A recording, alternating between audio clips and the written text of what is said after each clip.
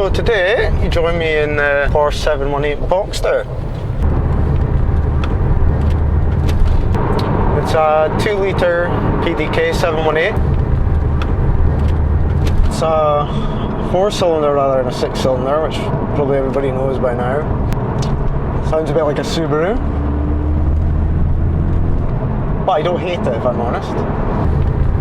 So it's actually my preference between this and the S. I've never driven the GTS. The 300 horsepower in this car is quick enough for the road and the type of usage I have. Coming from the Boxster S, which is about 315, it's got a little bit more torque, so that kind of makes it feel probably a little bit quicker than it maybe is. I'm going to run through my thoughts on the car, what I like better about it, and obviously what I prefer on my own.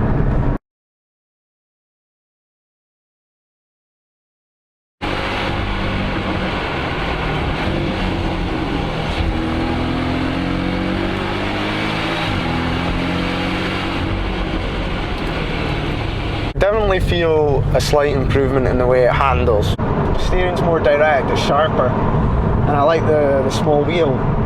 It feels better, it does feel better. It makes the car feel a little bit more agile for some reason. The 981 is very agile already, but it just gives that feeling.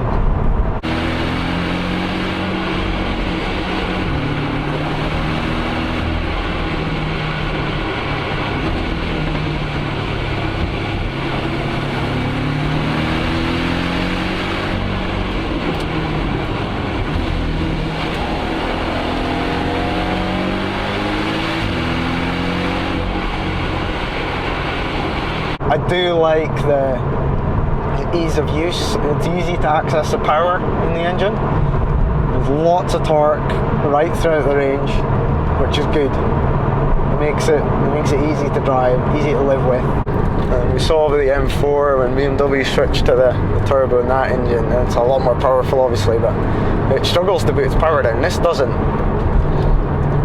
Here we are, 5 degrees in December, and the car is putting his power down perfectly. Other things I like, I think they've improved the looks a little bit. It's a bit more modern. The infotainment system is an upgrade on what it was before, without a doubt. Touch screen as it was, but the graphics are better. And I think you can get things like Apple Carplay now and all that type of stuff, which is good.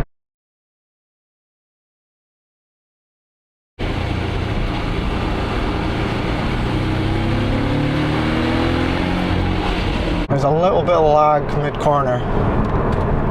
The 981, when you want to change your trajectory with the throttle, you can do that. And this one, there's a little bit of a delay, not all the time, but sometimes down in the lower end of the rev range.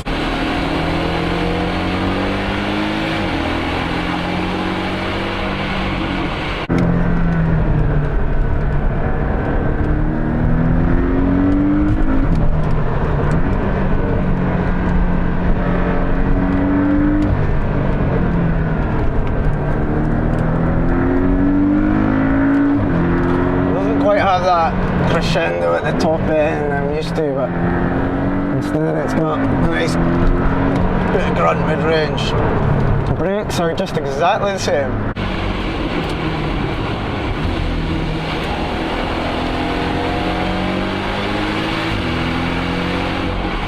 It's a great car to throw around, really enjoyable, and you can almost forget about the noise when you're pushing it, because you hear noise, and that's kind of what you need. Okay, the issue isn't the volume, it's the tone.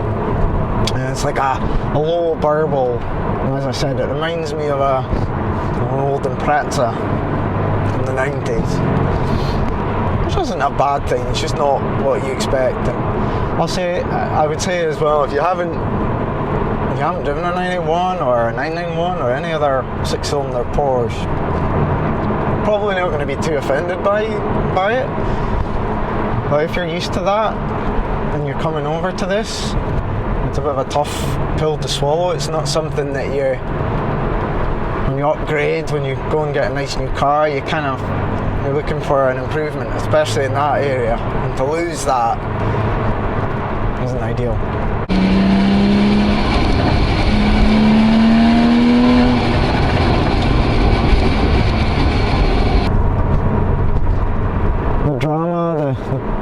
gaps and bangs of the old 981. They've gone now. It's just not there. Try and do it, but then shift into first there, and it's just nothing.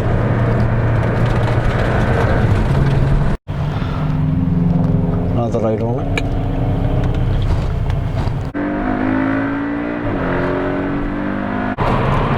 What I like about this engine is that you feel that you've got to work it. I think the S would be too quick.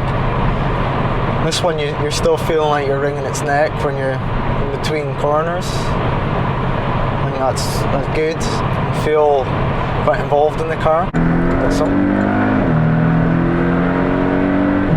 And one thing that they've put right to some extent in this is the gearing's a little bit better. I'm not sure if it's because the rev range is a little bit shorter. The NA engine is a slightly longer rev range, particularly in the S. But in this, second gear and third gear, you're using them a lot more often, redlining and then up to the next point, whereas in the 981, the gap's a little bit too big, to the point where I actually elected to pick PDK in that car. In this car, I think manual's a more viable option, and I think that's a good thing. So I'm in 7th now, I'm putting my foot down, and I'm just below 2,000 RPM, and I'm getting absolutely nothing, which is a little bit similar to mine. Whereas in 6, between 2 and 3, you get a little bit more. I wouldn't say it's a torque monster though, if I'm honest. I also drive a Golf R, and it feels a bit more sprightly. Also compare the spec of this, and I don't think this car would ride any better or worse than the 981, but this particular car does ride slightly worse than mine, but that's because it doesn't have PASM. You sort of feel every crash and bang a little bit more than I do in mine.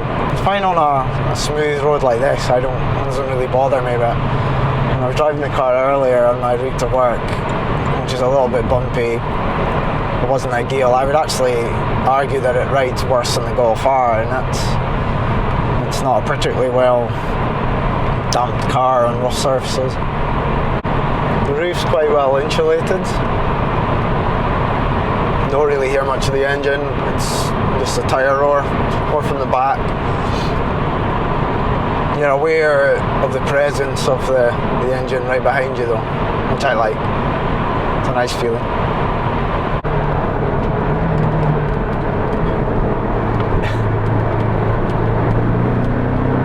Yeah, I can see me owning one of these.